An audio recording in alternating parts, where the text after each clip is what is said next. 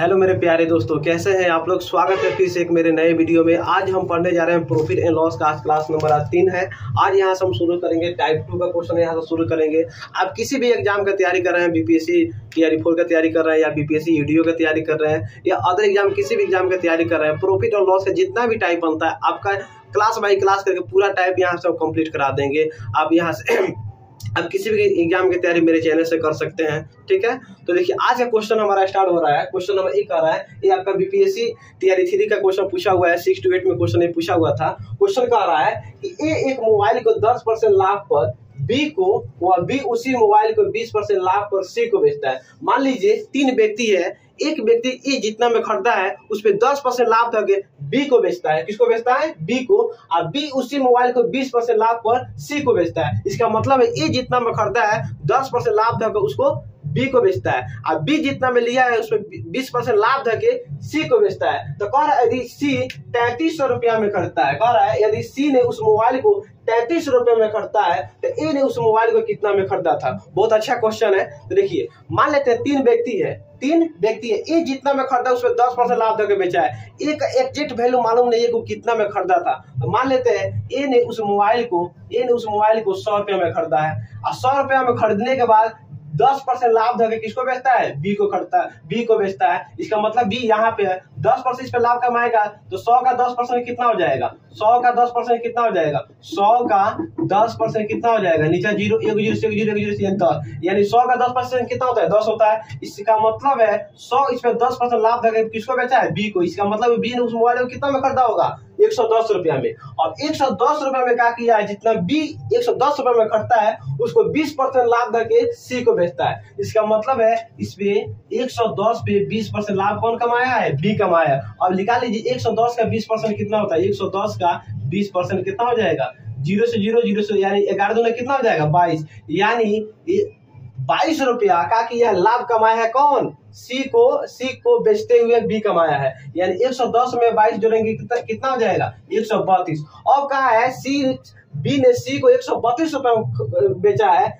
तो देखिए यहाँ पे कह रहा है सी 133 रुपए में करता है। यहाँ कह रहा है सी ने बी को सी बेचा 132 रुपया में, लेकिन यहाँ क्वेश्चन कह रहा है कि सी ने उस मोबाइल को 33 रुपए में खरीदता है। तो मान लेते हैं 132 जो है वो कितना के बराबर हो जाएगा? 3300 रुपया के बराबर हो जाएगा। कितना के बराबर हो जाएगा?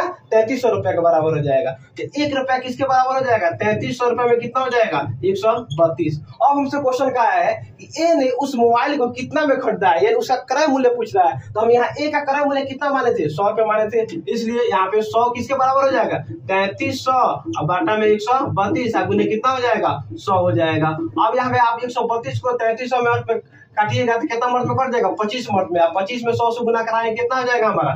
2500 रुपया आ जाएगा। यही मेरा क्या हो जाएगा? आंसर हो जाएगा। इसका मतलब है ए ने उस मोबाइल को 2500 रुपए में खरीदा हुआ था। ये था मेथड नंबर 1, यानी इसको यूनिट रेशियो मेथड बोलते हैं। अब इसी क्वेश्चन को हम दूसरा विधि से बताने जा रहे हैं।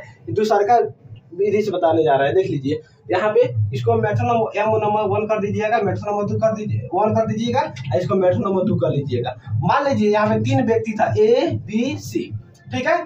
और मान लेते हैं ए ने उस मोबाइल को X रुपया में खरीदा होगा, X रुपया में खरीदा होगा, और X रुपया में खरीदने पर 10% का लाभ को बी को बेचता है। मान लेते हैं बी को कितना में खरीदा होगा? 110 रुपया में। किसमें? 100 पे। अब मान लेते हैं बी को उसी मोबाइल को 20% लाभ पर सी को बेचता है। सी को बेचता है कितना पर? 20% लाभ पर, यानी 120 बटा कितना हो जाएगा? 100। अब क्वेश्चन कहा है कि सी ने उस मोबाइल को 3300 रुपए में खरीदा है। तो मान लेते हैं टोटल वैल्यू कितना के बराबर है? 3300 रुपया के बराबर है। कितना का बराबर है? 3300 रुपया के बराबर है। यहाँ पे 3300 रुपया लिख दीजिए, ठीक है। अब यहाँ पे देखिए 1 0 से 1 0 खत्म हो गया, 1 0 से 1 0 खत्म हो गया। तो यहाँ पे क्या बचेगा? x गुने 11 गुने 12, बाटा में 10 कितना हो जाएगा? 10 दहिया कितना हो जाएगा? 100 बराबर कितना हो जाएगा? 3300 हो जाएगा। अब बाटा में कितना? 3300 रुपया हो जाएगा। अब एक काम कीजिए, x का x रहने दीजिए, 3300 का 3300 ये बाटा में रहेगा कौन सी हो जाएगा? गुना में, तो डबल 0 हो जाएगा। दोनों गुना में रहेगा कौन सी हो जाएगा? बाटा में हो जाएगा। 11 गुने कितना हो जाएगा? 12। इन दोनों को काटेंगे कितना आ जाएगा? टोटल मेरा यहाँ भी 2500 रुपया आ जाएगा। कोई दिक्कत? यही मेरा क्या हो जाएगा? आंसर हो जाएगा। आप एग्जाम में मन कर इससे भी बना सकते हैं, इससे भी बना सकते हैं, ठीक है। चलिए 2 नंबर क्वेश्चन देखते हैं अब। चलिए देखिए दोस्तों, क्वेश्चन नंबर 2 बोल रहा है कि एक दुकानदार किसी वस्तु को 10% लाभ पर बेचता है। एक दुकानदार किसी वस्तु को 10% लाभ पर बेचता है। यदि वस्तु का मूल्य 20 रुपया बढ़ा दे तो 15% का लाभ कमाता है। मान लेते हैं पहले जो वस्तु को मान लेते हैं बेचा है 5 रुपया में, तो 5 रुपया में बेचने पर वस्तु को कितना लाभ कमाया है? 10% लाभ कमाया है। फिर क्वेश्चन बोल रहा है यदि वस्तु को मूल्य में 20 रुपया बढ़ा दे तो 15% का लाभ होता है। मान लेते हैं और 25 रुपया में बेचा है, 25 रुपया में बेचने पर क्या किया? 15% का लाभ प्राप्त होता है। तो कह रहे उस वस्तु का क्रय मूल्य क्या होगा, यानी हमसे सीपी पूछ रहा है। क्या पूछ रहा है? सीपी पूछ रहा है।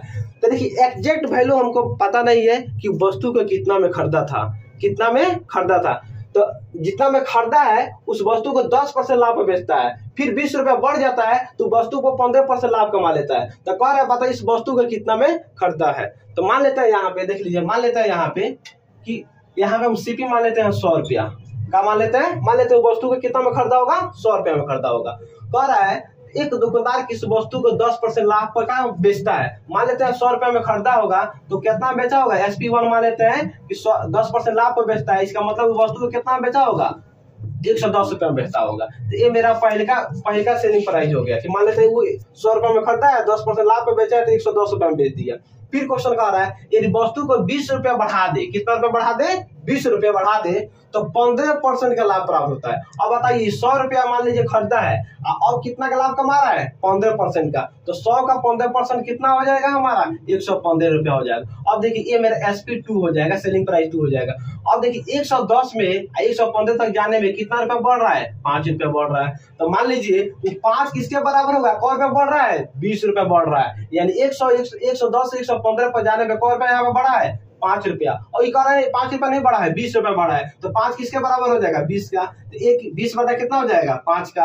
हमसे क्वेश्चन कैसे पूछा है? हमसे क्वेश्चन पूछा क्रय मूल्य बताइए। तो वस्तु का क्रय मूल्य यहाँ पे कितना? सीपी कितना माने थे? 100 रुपये माने थे, इसलिए 100 किसके बराबर हो जाएगा? 20 बटा 5 अगुने कितना हो जाएगा? 100 हो जाएगा। 5 का 20 यानी 100 में 400 गुना करेंगे कितना हो जाएगा? 400। इसका मतलब है उस वस्तु को कितना में खरीदा हुआ था? 400 रुपया में खरीदा हुआ था।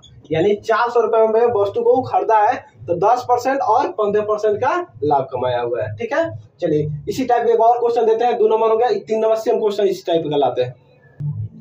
चलिए 3 नंबर क्वेश्चन सेम बिल्कुल 2 नंबर क्वेश्चन की तरह है। क्वेश्चन बोल रहा है कि एक दुकानदार किसी वस्तु को 5% हानि पर बेचता है। कह रहा है एक दुकानदार किसी वस्तु को 5% हानि पर बेचता है। मान लीजिए वो वस्तु के जितना बेच रहा है उसको 5% हानि हो रहा है। तो मान लीजिए वस्तु का हम क्रय मूल्य मान लेते हैं, सीपी मान लेते हैं हम कितना? 100 रुपया। 100 रुपया को जो 100 रुपया को बेच रहा है तो उसको वस्तु को उसमें 100 रुपया बेचने पर 5% का हानि हो रहा है। तो बताइए 5% का हानि होगा यानी लॉस होगा। तो 100 में अगर 5% का लॉस है इसका मतलब उस वस्तु को कितना बेचा है? 95 रुपया में। ये मेरा सेलिंग प्राइस 1 हो जाएगा। फिर क्वेश्चन कह रहा है यदि वो वस्तु को मूल्य 60 रुपया बढ़ा दे, वस्तु का मूल्य जितना है उसमें 60 रुपया बढ़ा दे। मान लेते हैं कि पहले वो बेच रहा था कितना में खरीद रहा है? 60 रुपया में, और 60 रुपया अब बेच रहा है कितना में? 60 रुपया। 100 पहले वो खरीदा है 100 रुपया में, अब बेच रहा है कितना में? 60 रुपया बढ़ा दे रहा है, यानी 160 रुपया में बेच रहा है। तो कह रहा है तो उसे 7% का लाभ प्राप्त होता है। कितना में? 7% का लाभ प्राप्त होता है। तो 7% का लाभ किस पे प्राप्त होता है? 100 रुपये 60 रुपया जब बढ़ जा रहा है तो 100 का 7% कितना हो जाएगा? 107 रुपया हो जाएगा। ये मेरा सेलिंग प्राइस क्या हो जाएगा? 2 हो जाएगा। ठीक है, सेलिंग प्राइस 2 हो जाएगा।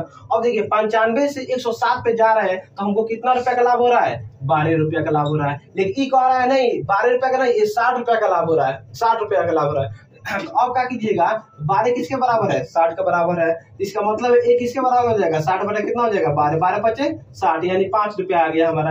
यानी अब हमसे क्वेश्चन कहा है उस वस्तु का क्रय मूल्य क्या होगा। तो वस्तु के यहाँ पे क्रय मूल्य कितना माने थे? 100 माने थे। तो 100 किसके बराबर? 5 में कितना हो जाएगा? 100 हो जाएगा। यानी उस वस्तु को कितना में खरीदा होगा? 500 रुपया में खरीदा होगा। तो 500 रुपया में खरीदने पर उसको 5% का हानि भी होता है, और 60 रुपया जब बढ़ जा रहा है तो 7% का कौन होता है? लाभ भी प्राप्त होता है। इस टाइप का क्वेश्चन आपको हर एक एग्जाम में मिलेगा। ठीक है, अब क्वेश्चन नंबर देखते हैं 4 नंबर क्वेश्चन।